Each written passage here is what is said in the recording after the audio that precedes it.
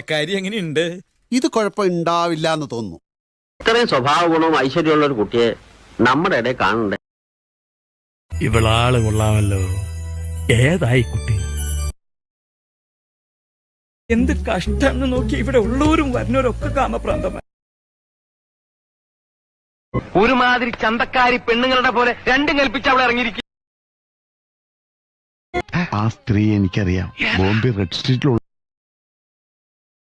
എന്റെ കയ്യിലെങ്ങനെ ആയിരിക്കണം. മിനിമം ഒരു 500 ഡൈവേഴ്സ് കഴിഞ്ഞ് പിറ്റേ ദിവസം പെറ്റണിട്ട്.